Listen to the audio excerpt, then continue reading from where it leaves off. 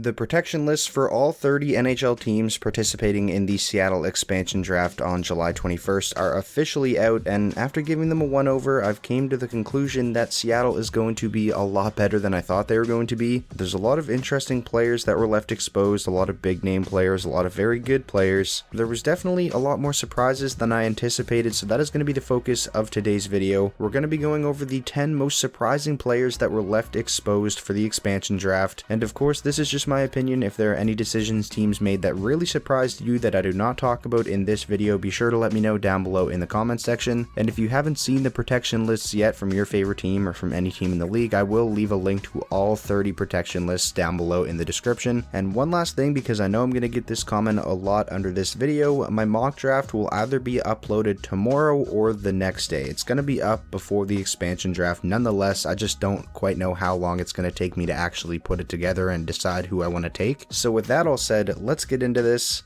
The first player we're going to talk about, because in my opinion this was the biggest surprise, the Montreal Canadiens asking Carey Price to waive his no move clause in order to expose him in the expansion draft, and that is exactly what happened. And we actually learned this last night. Pierre LeBrun tweeted out he heard that Carey Price did in fact waive his no move clause so that the Montreal Canadiens could protect Jake Allen, and Montreal's thought process in doing this is that Seattle won't take Carey Price because of how massive his contract is and how much money is still owed to Carey Price. He's 33 years old and has a cap hit of $10.5 million through the 2025-26 season. Now, I'm going to come right out and say this. I don't think this was the wrong decision by Marc Bergevin. Carey Price, there's obviously a recency bias because of how well he performed in Montreal's run to the Stanley Cup Finals, but you look at 3 of the past 4 regular seasons for Carey Price, mediocre numbers. Now, that all being said, he's still Carey Price, and the option of selecting him has to be pretty tempting for Seattle just based off of his name recognition alone. I mean, imagine coming into the NHL as an expansion team and the face of your franchise is Carey Price. From a marketing standpoint, that sounds great. There would definitely be a lot of Carey Price Seattle Kraken jerseys in the stands. That all being said though, if I had to make a prediction, I do not think that they're going to end up selecting Carey Price just for the reasons that I already mentioned: his massive contract, his age, and the fact he has been on the decline the past couple of regular seasons. And there's just so many options out there for Seattle when it comes to goaltenders, so many cheaper options as well. I know that everybody aside from Montreal fans want this to happen, and I'm sure some Montreal fans want it to happen as well, but I just can't see it. Next up, maybe not the biggest name player, but one I'm still pretty surprised to see left exposed, and that is defenseman Brendan Dillon of the Washington Capitals. Brendan Dillon has been very good since coming to Washington at the 2020 trade deadline. This past season, he had a great year, very solid defensively, and his points per game was up too. He had 19 points in 56 games, and he's not a defenseman that's really known for his offense either. Dillon is just a real solid second pairing defenseman, and he's on a pretty good contract in my opinion, a cap hit of $3.9 million. I think that's pretty fair, and he's signed through the 2023-24 season. The only thing I can think of as to why the Capitals didn't protect Brendan Dillon is because they didn't want to commit to him that long, I guess. Now you might be thinking, well, who did Washington protect over Brendan Dillon? John Carlson and Dmitry Orlov, those ones are obvious, and then Trevor Van Riemsdyk. I really can't wrap my head around that one. I wouldn't even have protected Trevor Van Riemsdyk over a guy like Nicholas Jensen, so we'll see if Seattle does indeed go ahead and take Brendan Dillon. I'll give you a little bit of a spoiler for my mock draft. I think he's going to be my selection from the Capitals. Next up, this surprise comes from Columbus. Max Domi left unprotected by the Blue Jackets. They decided to protect a forward like Eric Robinson over him. I know the Blue Jackets can't be very happy with how Domi performed this past season. It was definitely a down year for him, but I still disagree with this decision. I don't think it's a coincidence that both Max Domi and Patrik Laine both had very disappointing seasons in terms of offensive output in their first seasons with the Blue Jackets under John Tortorella. Those guys are both heavily offensive-minded players. John Tortorella is a very defensive-minded coach. It just wasn't really a fit for either of those guys. So I don't really feel like Max Domi was given a fair chance. I definitely think he would have done a lot better next season in Columbus under a new coach. And even if Columbus did protect him and they still didn't view him as a part of their long-term future, he only has 1 year left on his contract before unrestricted free agency. That's a guy that you could definitely dangle around at the trade deadline next season. But now they're likely going to lose him for nothing. I definitely think Seattle is going to end up taking Max Domi here. I mean, he's only 2 seasons removed from putting up 70 plus points with the Montreal Canadiens. He's still only 26 years old. I don't see any reason as to why Max Domi can't get back to playing at at least a 45 to 50 point level. I think this is an easy choice for the Kraken. Next up, we have 2 players from the same team. I'm just going to talk about these guys together. Josh Bailey and Jordan and Eberle were both left exposed by the New York Islanders, and they opted to protect players like Cal Clutterbuck and Matt Martin over those two guys. I really don't get it. You can say it's a salary cap thing, but I mean, they just gave up a bunch of draft picks to unload Andrew Ladd's contract to Arizona. They also got rid of Nick Leddy's contract to Detroit a couple of days ago. Like, they're not in salary cap hell anymore. Just take a look at this tweet from Jonathan Willis. Josh Bailey, who scored at a 53-point pace last year and a 54-point pace over the last 3, makes $5 million per season. He's exposed. Matt Martin, a 32-year-old who had 11 points and 181 hits last year, makes $1.5 million. He's protected. I fully understand that players like Matt Martin and like Cal Clutterbuck are very important to the Islanders. They're glue guys. But you're telling me they're more important than players like Jordan Eberle and Josh Bailey? I just can't get behind that. And I honestly believe that even if Matt Martin and Cal Clutterbuck were both left unprotected, Seattle wouldn't even take either of those guys. I can't say the same for Eberle and Bailey though. I definitely think Seattle's going to take one of them. If I had to guess, I think it'll be Josh Bailey. This next one is a bit of a weird one. Jared McCann left exposed by the Toronto Maple Leafs even though they just traded for him yesterday. In my video yesterday going over all the trades that happened, I preached about how good of a pickup Jared McCann was for the Maple Leafs, how well I thought he was going to fit in, and now they could just lose him for nothing in the expansion draft. The Maple Leafs went with the 4 forwards, 4 defensemen, and 1 goalie format. I'm not saying they should have protected McCann over any of their 4 forwards, Tavares, Matthews, Nylander, or Marner, but I honestly feel like the Maple Leafs should have went with 7-3-1. I don't really get the fixation with wanting to keep Justin Holl. I'm a big fan of Justin Holl. He was solid for the Leafs this past season, but I'm not sure if he's a more important player for them than a guy like Jared McCann would be, or even than a guy like Alex Kerfoot for that matter. Now, when trying to figure out why the Leafs traded for McCann if they were just going to go with 4-4-1, the best reason that I've seen somebody come up with is the fact that they knew they were going to go 4-4-1 no matter what, and they knew that the pick was likely going to be Alex Kerfoot and they'd be without him, so they got Jared McCann as kind of a Kerfoot replacement if he gets selected. But now if they select McCann, they get to keep Kerfoot, if that makes sense. It's a lot of galaxy brain stuff, but I guess it does kind of make sense. And then you can ask the question, well, why wouldn't Kyle Dubas just make a side deal with Seattle in order for them to not select Alex Kerfoot? Well, I'm sure that would have costed a lot more, maybe a 1st or 2nd round pick, as opposed to them just trading Philip Hollander for McCann. So now if they lose Kerfoot or McCann, they have a backup option. I definitely think it's almost a guarantee Seattle takes either Kerfoot or McCann. Next up, this was another one that was actually reported on last night. The St. Louis Blues leave Vladimir Tarasenko exposed. They elected to protect Ivan Barbashev instead of Tarasenko. Now, we knew Vladimir Tarasenko requested a trade and that they were going to part ways one way or the other. We thought it was going to be through a trade though, not through them just losing him for nothing to Seattle, which I do think is what's going to happen here. Of all the bigger contract guys left unprotected, you know, Mark Giordano, PK Subban, Johansson, Duchesne, Carey Price, etc., I think of all those guys, Tarasenko is by far the most likely to be taken here. I think he has the most value still. I'm really surprised St. Louis couldn't have at least gotten anything in a trade. Like, do teams view Tarasenko as a negative asset already? I find that hard to believe. I know he's coming off of multiple shoulder surgeries and he didn't really produce all that well this past season. He hasn't played too many games the past 2 seasons. I feel like this is well worth the risk for Seattle. I believe Tarasenko can still at the very least be like a 25 plus goal scorer, and if it doesn't work out, it's only $7.5 million, which is still a lot, but it's not like that would be viewed as one of the worst contracts in the league. He doesn't have like 5+ years remaining like the Johanssons, the Duchesnes, and the Carey Prices of the world. If I'm not mistaken, I think Tarasenko has like 3 seasons left on his current contract, so I definitely think Seattle should go ahead and do it. This player is lower profile compared to the other players we talked about in the video so far, but I'm still surprised Chicago didn't protect him, and that is defenseman Nikita Zadorov. Now, I'm not even necessarily the biggest Nikita Zadorov fan. I think he's alright. My reason for being surprised here is just based off of the fact Chicago just traded for him last offseason. They traded Brendan Saad to bring him in, a trade that Chicago probably now wishes they never did, or at least they probably wish they got something different for Brendan Saad, like picks at least, or a prospect or something like that. Again, Zadorov isn't really like a needle mover or anything, and Seattle may not even take him here, but I was just surprised to see him left unprotected. And I mean, Chicago has now traded Brendan Saad twice now, and I think it's safe to say they lost the trade both times. Moving on now to the second to last player we're going to talk about in this video. From the Carolina Hurricanes, winger Nino Niederreiter left exposed to Seattle. Niederreiter was very good this past season for the Hurricanes. He scored at above a 25 goal pace if it were an 82 game season. He's only got 1 year left on his contract, a cap hit of $5.25 million, and this is almost guaranteed to be just a salary cap thing. Carolina wants to shed some cap. I'm really interested to see if Seattle does go ahead and take Nino Niederreiter. He has to be a pretty intriguing option, and out of all the players available from Carolina, he's definitely the best player right now, but they also also have young players exposed like Morgan Geekie and Jake Bean, who I think would be a really intriguing choice. So I'm pretty interested to see who Seattle ends up taking from Carolina. I honestly don't even know who I'm going to pick yet for my mock draft. And now to finish out the video, the final player, Jason Zucker, left exposed by the Pittsburgh Penguins. It's no secret that Jason Zucker hasn't really looked particularly good since coming to Pittsburgh from Minnesota at the 2020 trade deadline. But when you consider what Pittsburgh gave up to get Jason Zucker, being Alex Galchenyuk, Kalen Addison, and a first-round pick, Galchenyuk obviously being a non-factor, but Kalen Addison and a first-round pick, I mean, there's some pretty good assets right there. Now you might be thinking, who should Pittsburgh have left unprotected as opposed to leaving Zucker unprotected? Well, there's only really one candidate, and I think it's Jeff Carter. Now I know Jeff Carter fit in like a glove with the Penguins after coming over from the Kings at this season's deadline, but if they left Jeff Carter unprotected, I don't think there's much of a chance at all that Seattle would have actually taken Carter. I feel like there's a lot higher chance they take Jason Zucker, and who knows, maybe that's what the Penguins want. Maybe they want to free up that $5.5 million